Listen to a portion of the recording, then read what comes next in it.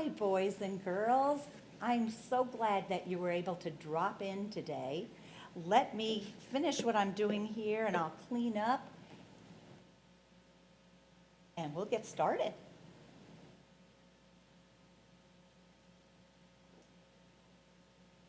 Have you ever picked up a book, read the title, and looked at the pictures and thought about, what could this story be about? Will I like it? Well, we've all done that, and that is what we call prediction. You are predicting that something, what is going to happen in the story. You're using what you know from the text to make a guess at what will or could happen next. Sometimes your predictions are correct, sometimes they're wrong, but the author will always let you know. You'll find out the next page, maybe further along in the story, but the author will always tell you. Now, on the other hand, when you are learning about inference, you are taking clues that the author is dropping into that story, and you are trying to figure out what exactly is going on without the author telling you. So inference is using information in the text and what you know to figure out something about the text that the author doesn't or didn't tell you. So today, we are going to do a lesson on inference and showing you how inference can teach you more about the characters in a story. This is RL3. It is describe how characters in a story respond to major events and challenges. You'll be able to make judgments and inference about the characters and support them with evidence from the text. We're going to use this magnifying glass. And we're going to use it to find the clues in the story that I'm about to read to you. Are you ready? We're going to get started then. There are just 3 vocabulary words that you may not be familiar with. So I'm going to go over those really quick before we start the story. Startled is surprised. It's shocked. You are startled. Hauled. Hauled is something that you pull, and it's usually something heavy, and you're trying to move it from one place to another. The last word that I'd like for you to know is tender. Tender food is easy to cut and eat. Well, just think about tender chicken tenders. Chicken tenders are very soft and they're very easy to eat. You don't even have to cut them sometimes. That is what tender is. All right, are we ready? I am about to read the story, My Lucky Day. This is by Kiko Kaza. Kiko Kaza is both the author and the illustrator. She is from Japan, from a little island in Japan. And actually, if you can believe this, her worst subject in school was art. And here she is. She wrote a story and she drew the pictures. So she's pretty awesome. But we're going to use this, and I'm trying to get ready for the story. My Lucky Day. One day, a hungry fox was preparing to hunt for his dinner. As he polished his claws, he was startled by a knock at the door. Now I'm looking at the text. The text says it's a hungry fox. He's preparing to hunt, and he's polishing his claws. What does that mean? Yeah, I think he's pretty hungry. He's looking for dinner. So now I'm going to take my magnifying glass. I'm going to look a little bit closer. So I'm going to be looking at this table. And on the table, we see a book. It is Hunting, A through Z. There must be a lot of things in there that he would like to eat. Then we have a tooth sharpener. Oh, we know what that's for. And claw polish. So now we have learned a little bit more about this fox and what he does. Hey, rabbit! someone yelled outside. Are you home? Rabbit, thought the fox. If there were any rabbits in here, I'd have eaten them for breakfast. So you want to predict? Okay. We're going to predict right now that that fox is not going to stay there. He hears somebody on the other side of that door that sounds like somebody he would like to eat. So he's going to go answer that door. And we were right. See how the author shows us right away? That is called a prediction. When you can predict and the author already tells you. When the fox opened the door, there stood a delicious looking pig. Oh no, screamed the piglet. Oh yes, cried the fox. You've come to the right place. And he grabbed the piglet and he hauled him inside. This must be my lucky day, the fox shouted. How often does dinner come knocking on the door? The piglet kicked and squealed. Let me go! Let me go! Sorry, pal, said the fox. This isn't just any dinner.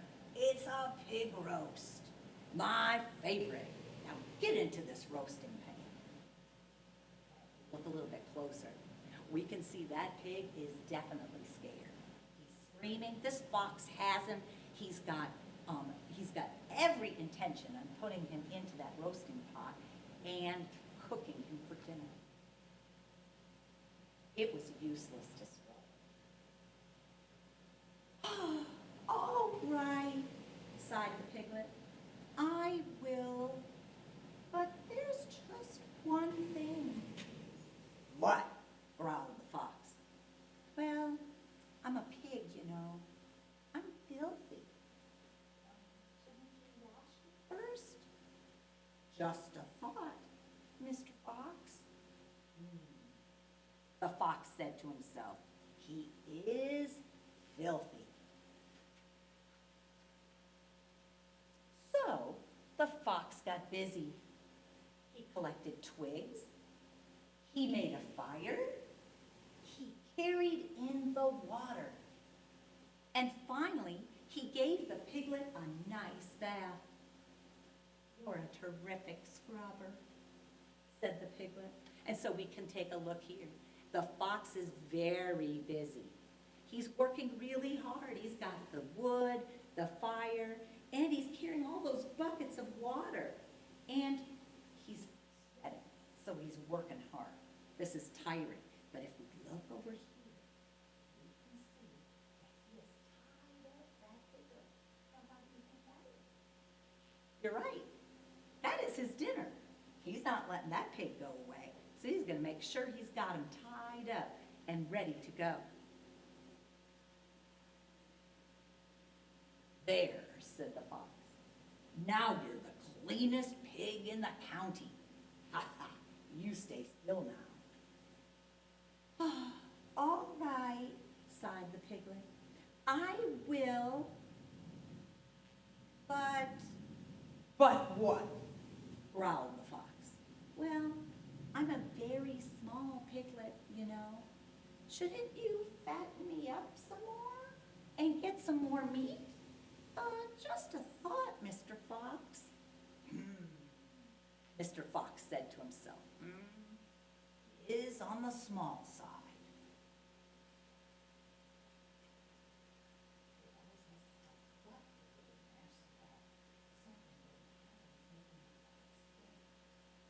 So the fox got busy. He picked tomatoes. He made spaghetti. He baked cookies. And finally, he gave the piglet a nice dinner. You're a terrific cook, Mr. Fox, said Piglet. And here again, we can see how hard Mr. Fox is working. He's picking those tomatoes, he's getting spaghetti, he's making cookies, he's even sweating. It's so much work. And Piglet is tied up again, so he doesn't run away.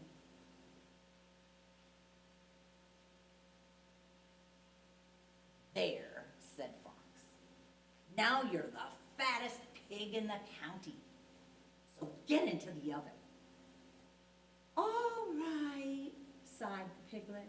I will, but... What? What? What? Shouted the fox. Well, I am a hard-working pig, you know. My meat is awfully tough.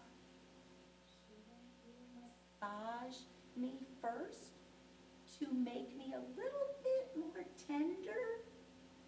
Just a thought, Mr. Fox. The fox said to himself. I do prefer tender meat.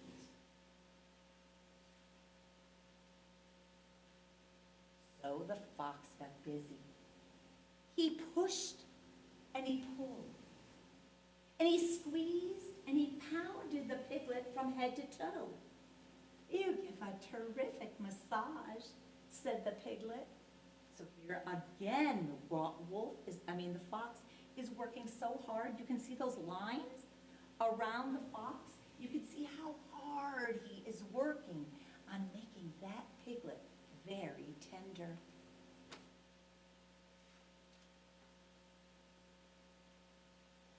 But, the piglet continued, I've been working really hard lately.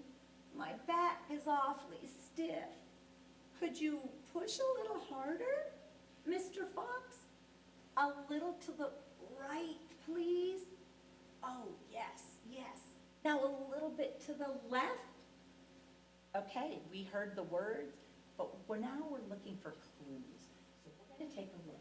Let's take a look at that fox. Ooh, his eyes are halfway closed. There's an awful lot of sweat coming off of that fox's body. Is he hot? Is he tired?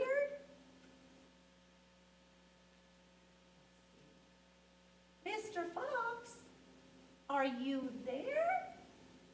So we take a look, and what do we see? We see claw marks, and we don't see Mr. Fox anymore. So we could predict, and if it is a prediction, the author will tell us on the next page. I predict that fox got so tired that he is just down on the floor asleep. Let's see what happens. Oh, look at the pig. He's looking over, and where's that fox? On the ground. So that was a prediction. We found out because the author showed us and told us. But Mr. Fox was no longer listening. He had passed out, exhausted. He couldn't lift a finger, let alone a roasting pan. Oh, poor Mr. Fox, sighed Piglet. He's had a busy day. Then the cleanest, fattest, and softest piglet in the county picked up the rest of his cookies and headed for home. What a bath! What a dinner! What a massage! Cried Piglet. This must be my lucky day. When he got home, the piglet relaxed before a warm fire. Let's see, he wondered, looking at his address book. Who should I visit next? Now, as a good reader, I would be looking at this, trying to figure out what exactly is going to happen. I see there's a map on the table. All right, let me look at the map, a magnifying glass. He's looking at a book, and it looks like this is the book that he's looking at. Let's look a little bit closer. I see some words have been crossed out. Fox has been crossed out, and it says log cabin up on the hill. He's also obviously visited Coyote, because Coyote is crossed off. The cave under the hanging rock. Now we have wolf and bear left. I can infer that that piglet has plans on visiting the bear and the wolf. Let's see.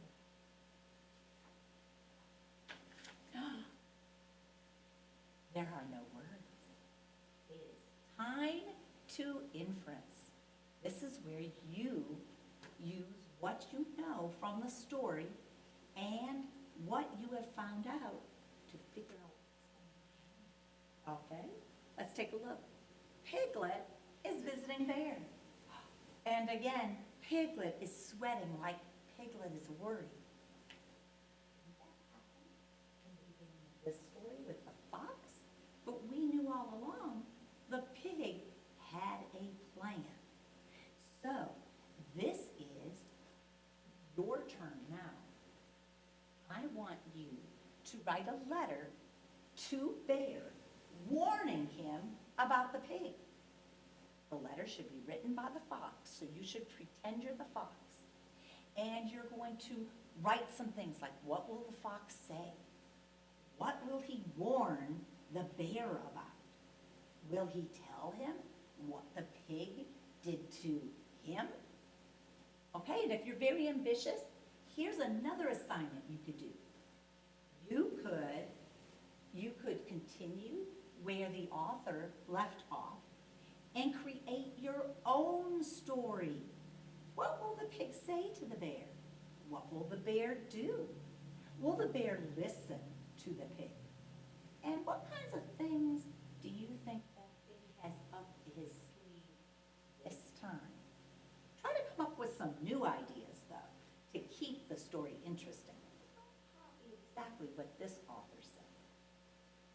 Now, if you liked Kiko Kaza and you liked this story, you might be interested in reading some of her other books. I actually have both of these books, and they are very good.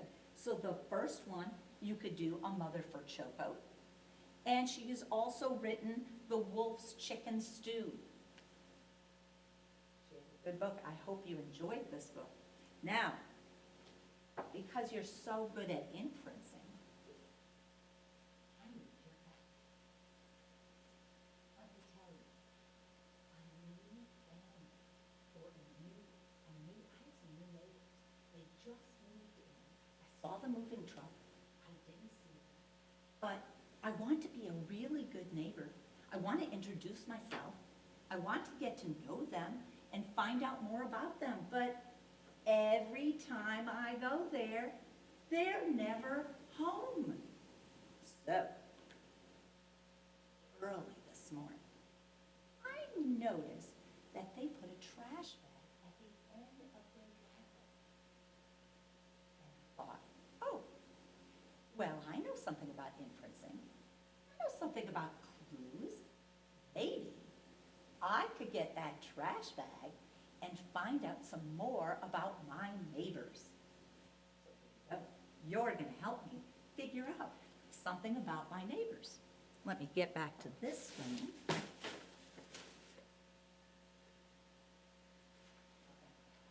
Over here.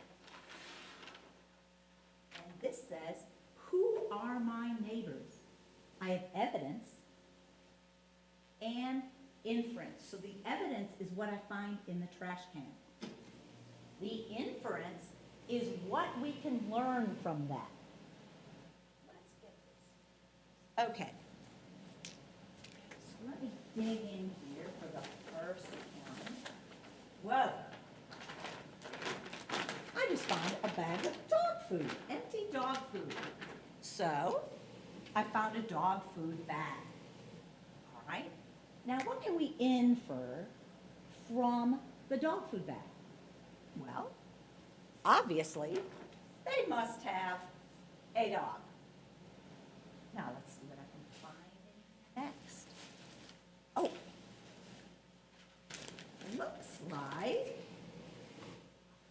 looks like crumbled up math paper. Okay, so it's crumbled up math homework. If I take a look, it kind of looks like it's elementary school. So I can assume, I can infer that they must have a child in school. Okay? If I look really close, I can see that this child's name is Bella. So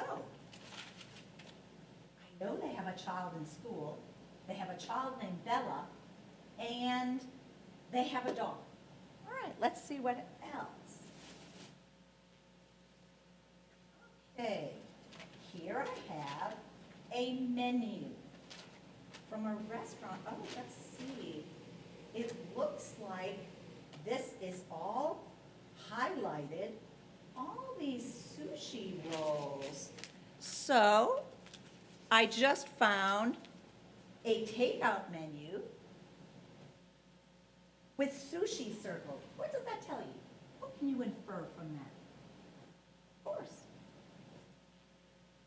They like sushi.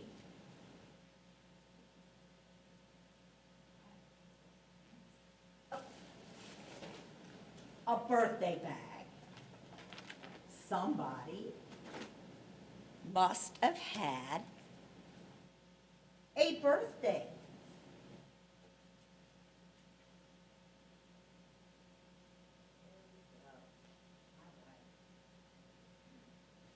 Oh, this is something so familiar to me. I just found some thermal laminating pouches. Okay, well, I use this all the time. So, laminating film for me would tell me that one of them, the mom or the dad, could be a teacher, maybe. I know I use it all the time. A receipt. Let's see where this receipt is from. Oh, I see it's from Dick's Sporting Goods. Yeah, do you know what Dick's Sporting Goods sells? Dick's Sporting Goods has all kinds of things, footballs, golf equipment, baseball equipment, things for soccer, things for tennis. So I found a receipt from Dick's Sporting Goods, and that tells me that this family likes sports. Wow, I'm learning so much about this, about my new neighbors. Oh, that's the last thing I've got in here. I've got some wipes and a coupon, it looks like, that's cut out of pull-ups. So they cut this out. Well, I'm using what I know to figure out something about inferencing. I have baby wipes, coupon. That means they must have a toddler, because if it was a baby, they would use diapers. So the pull-ups tell me they've got a toddler. So these are all the things that I just found out about my neighbors before I go visit them. I already know something about them. So thank you, boys and girls, for helping me out on this. So this is what I want you to do now. I want you to draw a picture of what you think this neighbor, about what my neighbors look like, what they like to do, maybe what they like to eat. We've learned a lot about them. And then I want you to write a few sentences about this family. Thank you so much for helping me out with this. But I do have one more thing that I would like for you to do for me. So, to test your inference skills, I want you to get out your pretend magnifying glass. And I want you to use the clues that you know to figure out something that happened in the beginning of this lesson. So, I want you to figure out, in the beginning, I was making something for my neighbors. I want you to use those clues, and if you remember, you'll know exactly what I am making for my neighbors and bringing over to their house as soon as they're there. So I get to meet them. Please figure out what that is. What am I making for my neighbor? It was so nice to be with you today, boys and girls. I am Mrs. Emerick from Southwest Elementary School, and I teach 7th grade. So glad you dropped in, and hopefully we'll see each other again sometime.